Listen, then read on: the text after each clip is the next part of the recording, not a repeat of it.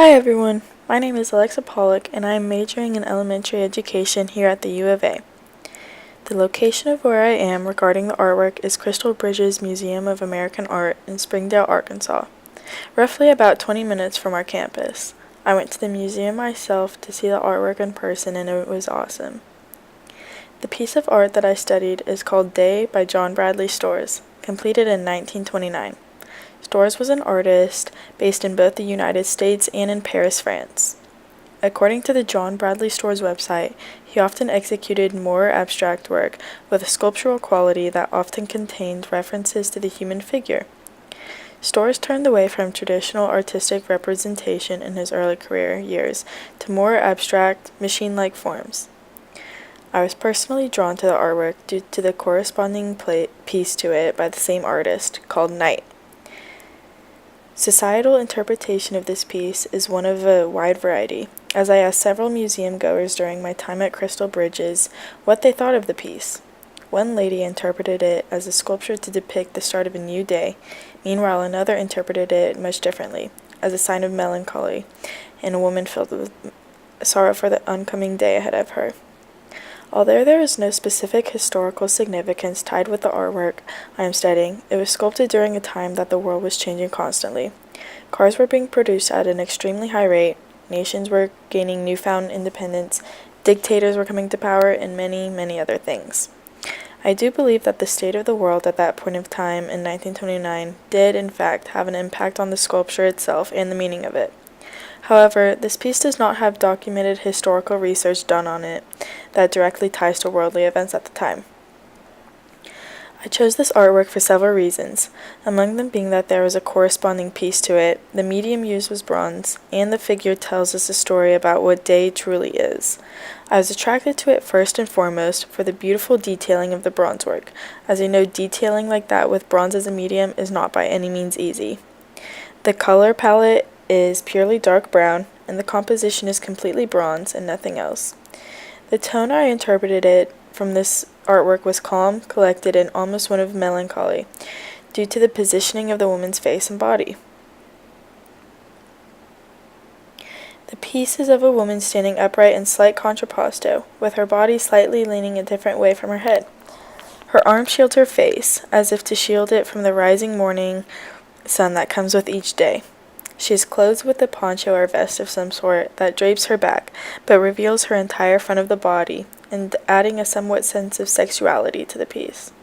There are flowers at the bottom, towards her feet, symbolizing life and new beginnings, which is what the start of each day brings. The dimensions of the piece are 67.5 by 17 by 15.5 inches, making this a tall piece, as it is the same height of a real human being, but not exceptionally large in volume or density. The composition of bronze adds a sense of neutrality to the piece, not adding any vivid coloring that could potentially add an alternate meaning to the piece.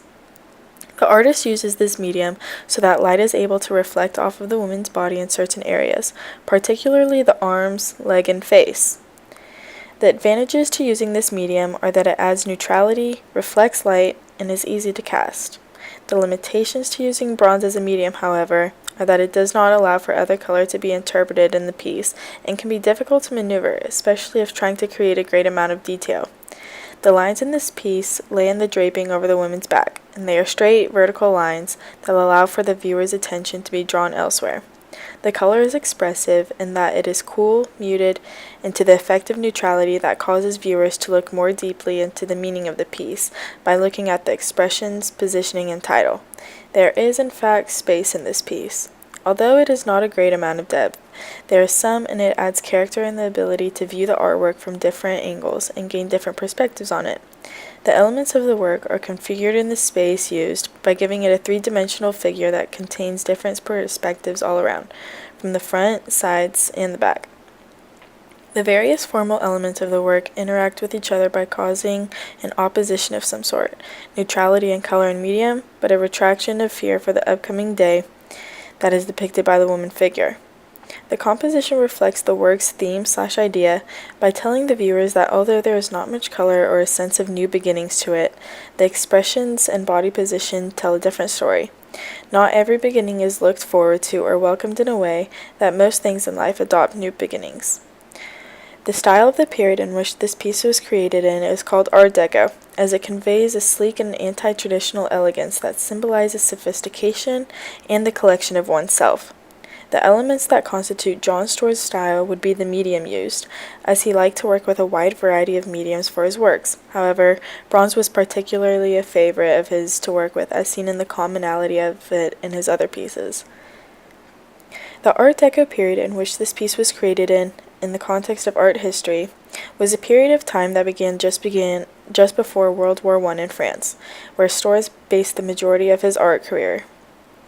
Art Deco is commonly used to depict wealth or high status by using simple, clean shapes, as is observed in this piece. Art Deco pieces are not commonly mass-produced, according to Britannica. These simplistic shapes, often associated with Art Deco, are often characterized as a streamlined look by using either expensive or organic earthly materials. Characteristic motifs include the nude female figure, as this piece is, animals, foliage, and sun rays, all in conventional forms. In The Birth of Venus by Botticelli, Venus is standing upright in contrapposto in a sexualized manner, much like the woman in Day by Storrs. Although there are notable similarities between these two, there are far more differences that can be observed. In Botticelli's Venus, he uses a painting with pastel colors and other characters to depict the birth of Venus. Venus is slightly covering her chest area with her hands, and she is very large in terms of body size. She is beautiful, with color and light radiating through her face and hair.